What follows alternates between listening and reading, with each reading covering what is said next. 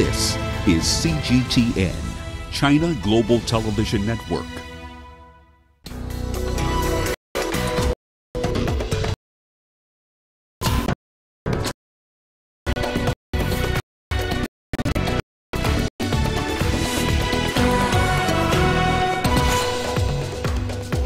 Somalia blasts kill 8 near presidential palace. Opposition leaders call for calm after election lead postponement rage. And French President Emmanuel Macron arrives in Chad to meet French troops in N'Djamena military base. Hello and a warm welcome to Africa Live. I am PeninahKaribe. Also coming up this hour, we see how one traditional dance instructor is using his skills to reunite people in Ethiopia. We begin in the Somali capital, Mogadishu, where at least 13 people were killed and 17 wounded in a car bomb attack claimed by Al-Qaeda-linked group Al-Shabaab. The attack occurred close to the president's residence and a second explosion followed nearby. Al-Shabaab claimed responsibility for both blasts and said the second was also a car bomb. Among those killed were a journalist, 2 security personnel and a driver working for a local television station. Earlier, when police had the death toll at 5, they said most of those killed were soldiers. Somalia's Al-Shabaab militants have announced a military offensive against Islamic State-affiliated forces in Somalia. Al-Shabaab spokesman Sheikh Ali Mohamud Rage read a statement on Radio Andalus on Friday. In it, he describes a so-called Islamic State that has emerged in their land and has attempted to divide the jihadist fighters. The senior commander of Al-Shabaab has ordered its fighters to attack and eliminate the Islamic State-affiliated forces. The conflict between the two rival terrorist groups has been simmering since. Earlier, we spoke to Hassan Sheikh Ali Noor, a security analyst in Mogadishu, about the rivalry between Al-Shabaab and the faction allied to the Islamic State. Basically, the Somalia's Islamic militant Al-Shabaab were dominant for the last 1 decade. However, in the last few months, again, the IS come out and then they are saying we are going to overtake Al-Shabaab. Nonetheless, the Al-Shabaab responded swiftly and quickly, and they said we are going to sweep out to destroy because they want to keep their own position in favor for their own Islamic version. Of course, we heard from the media the U.S. increased its attack against Al-Shabaab. Nonetheless, so far, we don't see any impact on the ground. The Al-Shabaab, they are normally doing their business usually. Even today, attacking Mogadishu's heart near to the State House, too explosive. So nothing has changed, according to my understanding, was what the Americans they are doing. The Al-Shabaab, they are doing their job, and nothing has changed here. If African Union troops pull out from Somalia for tomorrow, the next day, Al-Shabaab will take over Somalia. Simply because the African Union themselves and the other powers, including the United States of America, failed to establish Somalia's national army. They are saying we are going to re-establish Somalia's national army, but they are following the wrong procedure, wrong policy, and then they want to do their own interest rather than to look Somalia's interest, meaning that nobody is establishing Somali national army. And if there is no Somali national army, then Al-Shabaab will be in power or will take over the country. Opposition candidates in the Democratic Republic of Congo are urging supporters to show restraint as protests grip cities across the country. Opposition candidate Felix Tshisekedi urged his supporters to remain calm and wait for the 30th of December to cast their votes. The latest unrest follows this week's postponement of a long-delayed presidential election. Many in Kinshasa wonder if the election will really take place on the 30th and what will happen if it does not. I'm requesting you to be calm. Let's wait for the 30th of December and vote to change the government. Don't lose focus of our mission. The government wants us to protest so they can cancel the election. Meanwhile, 21 candidates are vying to replace President Joseph Kabila in the Democratic Republic of Congo's elections. There's only one woman among them, Marie-José Ifoku.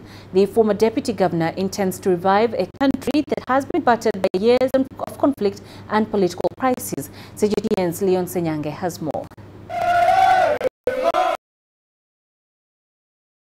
of South Sudan. The mission urges the immediate commencement of investigations in order for the perpetrators to be held to account.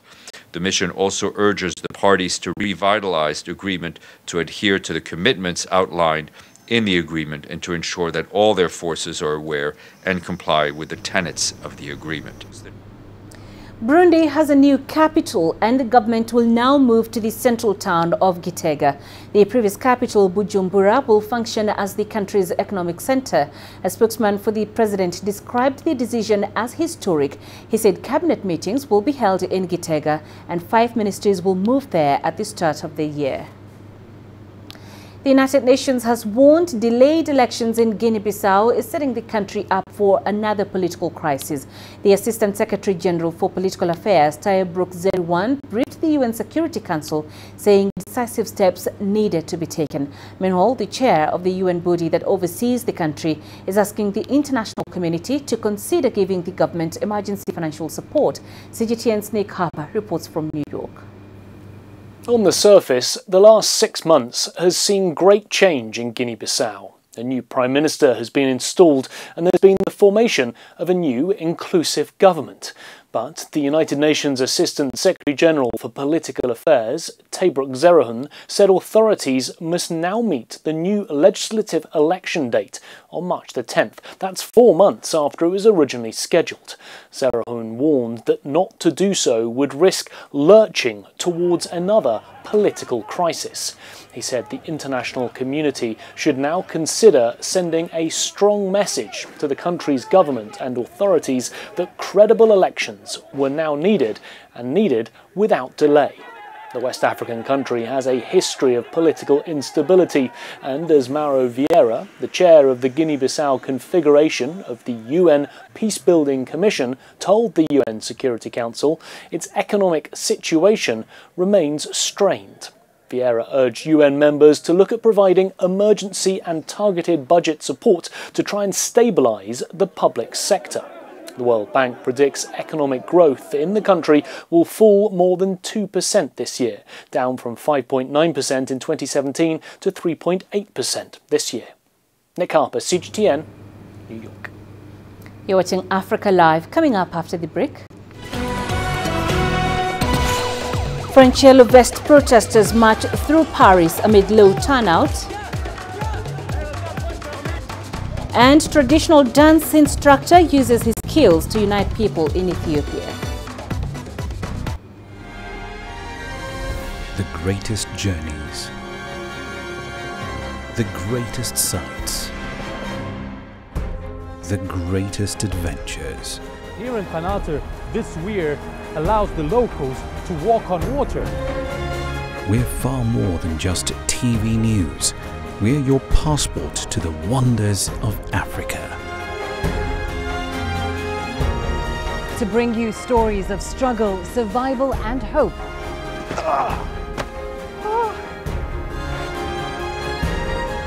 So let's explore.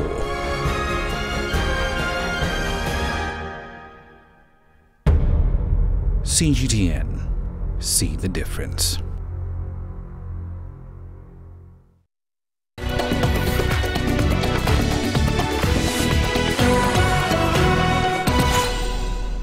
French President Emmanuel Macron has arrived in Chad for a 2-day visit to meet with French soldiers deployed in the Sahel region. Macron intends to use his first visit to the North African country to reaffirm his commitment in countering terrorism in the vast region.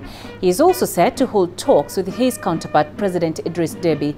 The operation in West and Central Africa involves 4,500 personnel and is France's largest overseas military mission.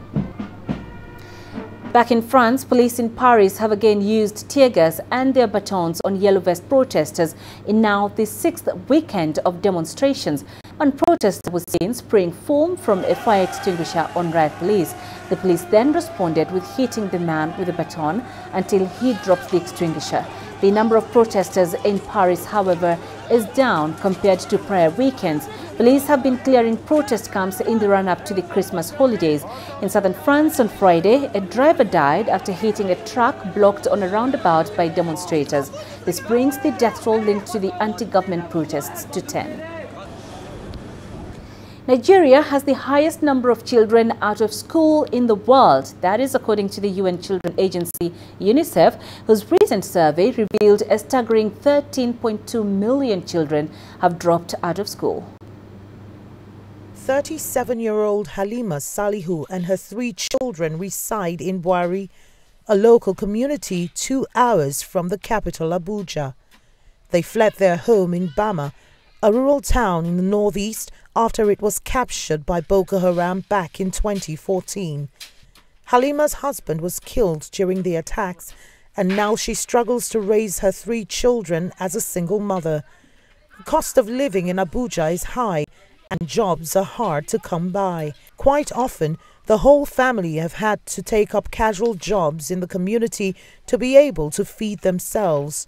Ever since they moved here, life has been a gamble and education a luxury she cannot afford. They will just be roaming about with all these children, and from there they will be copying bad characters. So I now say instead of that, for them to spoil, it's better they should go.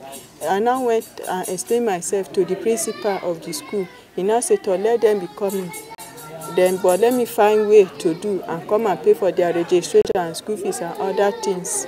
I now said to even the ones in primary, the small one is in primary 1. Then the second one is in primary 4. Halima's children are part of millions of children who've had to drop out of school in Nigeria. Poverty is one of the main causes, but insecurity, negative traditional beliefs, and low investment in education are also blamed for the high number of children out of school. The latest survey conducted by the UN and Nigeria puts the number of school dropouts above 13 million children. Most of them are in the northeast, where Boko Haram has waged a rebellion for the past 9 years. The insurgents are violently opposed to formal education. Throughout the 9 years, they murdered thousands of teachers, destroyed schools, and made it impossible for millions of children to access schools. We need to tackle the major reason for the existence of the dropout, which is the insecurity that we have in the country, because that has actually accumulated or increased the number of dropouts that we have in the northern region. If not for the insecurities, I don't think we would have had such an increment of 3 million. You understand? Because of the insecurity, we've had a lot of internally displaced people. People have run away from their places, and we have them in camps. And in these places, education is not available because they are actually struggling to eat. So where do they go to study? Besides dealing with insecurity, poverty, and cultural attitudes to education, Nigeria's government is also being urged to significantly increase budgetary allocation to education.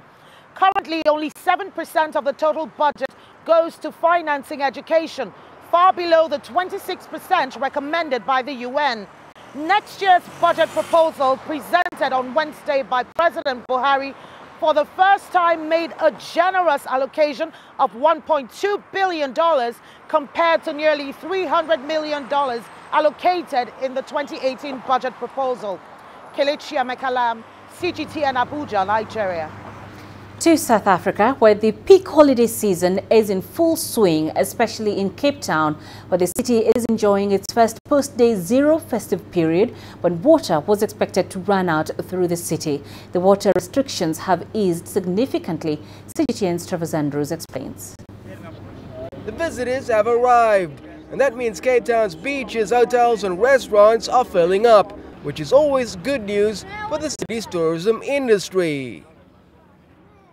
Business seems to be good, which is a welcome relief from the pressure associated with the drought, which made the last 3 years a nightmare for every Cape Townian, as well as the tourism sector. But authorities are bullish that the tide is turning, and this year will once again prove to be a bumper holiday season. I think what's good is that we're seeing signs that the national government is releasing or are getting rid of some of the visa regulations, the onerous visa regulations that have actually impacted on tourism first and foremost before the water did. I think that the hotels have done very, very well at creating alternative means of water through their desalination plants. So I certainly think that the tourism sector is ready to receive a far greater number of tourists going forward. Last year, over 10.2 million foreign visitors arrived in the country, with more than 1.2 million of them making their way down to these shores, spending over $1.5 billion in the process. That means business for Lishle Mananga, a city mime artist who entertains locals and tourists for a small donation. He believes this summer could prove especially fruitful. It's December, so the drought is there either way, but now it's better because now people are on holidays. We saw at least even this drought, but it's not like winter. You know, winter when you do this business, it's raining, there are no people, you see. People are indoors, drinking hot stuff, soup, coffee, stuff like that. But now it's better, but even though there's still drought. But he is one of many that trade in informal tourism market and have to work in concert with a much broader mainstream tourism market. Both though are equally as important in luring in foreign spend. It's not just international visitors that are getting the Western Cape's tourism sector back on its feet. That's because domestic tourism is not as seasonal as international inbound tourism and plays a vital role in sustaining livelihoods of many involved, especially at key tourism attractions. Yeah, I think more tourists should come because they run business here. They are running according to running business. They are saving money. People like us are getting jobs and so on.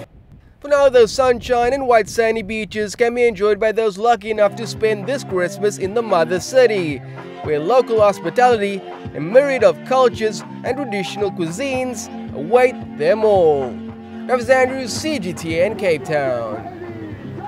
Ethiopia may be losing lives because of ethnic-based fighting and is finding it challenging to curb the violence in different parts of the country. As CGTN's Grim Chala reports, one traditional dance instructor is using his skills to reunite people and preach love. He's teaching the dance moves in gymnasiums across Addis Ababa. In Ethiopia, ethnic-based violence has been seen in almost all parts of the country in the past few years, including the latest fighting in Moyale, and hundreds have lost their lives in due course. For Prime Minister Abiy Ahmed's government, division among Ethiopian communities is a huge headache. Meet Shemelis Mitiku, a DJ and dance instructor based in Addis Ababa. Bothered by tribal clash in his country, he is now using his traditional dance skills to bring locals together. And these are his students. That includes me, of course. Shemelis use traditional music and dance from across Ethiopia as a daily exercise routine for his students. These people come with different ethnic backgrounds, but still dance for any song. As a child, I used to go to my neighbors who are Tigray and dine breakfast. Also, to the Oromos and the Southlands for lunch and dinner too. We never asked who's who and never questioned our national unity. So aiming at bringing my childhood experience and togetherness back, I have started preaching that through my talent, which is dancing. We are before and learning the nations and that. Coming together, all in the name of sports.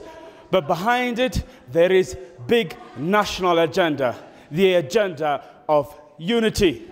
And it looks like they are making it happen. It's super exciting to be here. Our instructor shows us dance moves of all nations and nationalities. He reminds us the power of love. It gives me a great joy, health and satisfaction to come here every day. You can find Ethiopia here in this class. Ethiopia is largely represented in this country with love, brotherhood and sisterhood. There's no visible difference in religion, ethnicity and language. We look for one another when one is absent.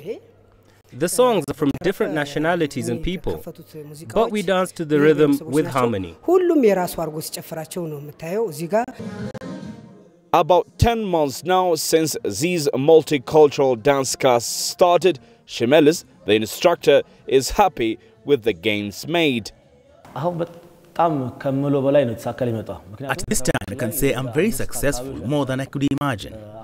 I'm working around 5 places in town, in gyms like Bodywise, Bolerok and Mescal Flower. You know what? People now have started getting it. They now understand that this is just more than dancing. It's about the coming together. This is something that has never been seen before in our culture.